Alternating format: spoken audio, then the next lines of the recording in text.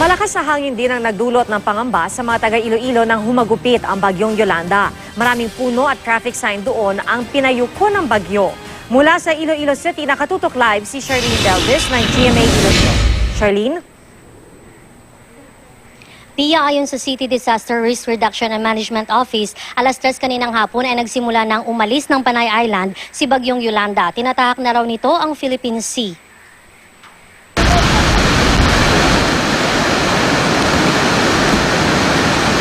Pasado alas 10 ng umaga nang magsimulang humagupit ang bagyong Yolanda sa probinsya ng Iloilo. Unang pinunteriya ng super typhoon ang mga bayan sa 3rd, 4th at 5th district ng probinsya. Sa lakas ng hangin, natumba ang malaking punong ito at halos maukupa ang buong kalsada. Ang mga residente nagtulong-tulong sa pagputol ng puno upang madaanan ang lugar.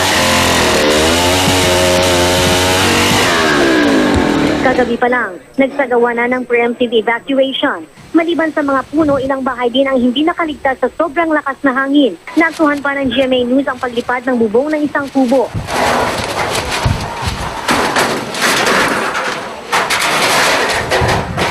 Wala pang isang oras, bumabayo ang bagyo sa lungsod ng Iloilo. Ito na ang nangyari. Ilang puno ang nadaanan namin ng nabuwal. Natumba din ang mga traffic sign at barrier na nasa gitna ng kalsada. Nagsisilakihan naman ang alon sa Fort San Pedro. Libo-libong mga residente ang nasa iba't ibang evacuation center. Nagpapatuloy ang monitoring ng PDRRMC at CDRRMO sa damage na iniwan ng bagyong Yolanda. Sa inisyal na report, may primary school sa bayan ng Haniway ang apektado ng landslide. Brownout sa ngayon ang ilang lugar sa lungsod at ilang bayan. Sa Roa City Capiz, isang ginang ang inabot ng panganganak sa evacuation center. Kagabi, bigla raw humilap ang siya ng 27 anyos na si Rachel Rocco na kabuwanan talaga ngayon. Buti at may kasama silang kumadrona roon, kaya't ligtas na inailuwan ang lalaking sanggol na pinangalan ng Yolando, hango sa pangalan ng super typhoon Yolanda.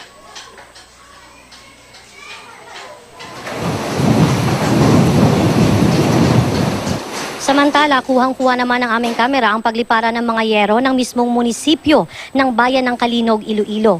Anyway, mga saranggola na nagliliparan sa himpapawid ang mga ito dahil sa sobrang lakas ng hangin na dala nga ng bagyong Yolanda. Pati rin ang isang peryahan ay hindi nakaligtas sa hagupit ni bagyong Yolanda. Isa naman ang naiulat na patay sa pagkakuryente sa Kalinog. Samantala, may mga bahay naman sa bayan ng Lambunaw ang hindi rin pinatawad ng sobrang lakas ng hangin na dala ng super typhoon. Halos mawasak ang ilan sa mga ito. Stranded din ang ilang motorista. Isa na dito ang GMA News Team dahil sa mga nagkalat na puno sa daan na binuwal ng hangin. At sa mga oras na ito, Pia, ay kalmado na. Kumalma na nga ang panahon dito sa lungsod ng Iloilo City. Kung i-compare kanina, ito ay mahina na nga ngayon yung hangin at ulan dito sa Iloilo City. As a matter of fact, Pia, ay hindi na nga umuulan. Halos ambo na lang ang nangyayari ngayon dito sa Iloilo City. Kung i-compare kanina, 30 minutes ago, sobrang lakas ng hangin pa rin dito sa Iloilo City. Yan muna ang latest mula dito sa Iloilo City, Pia. Maraming salamat, Charlene Delvis ng GMA Iloilo.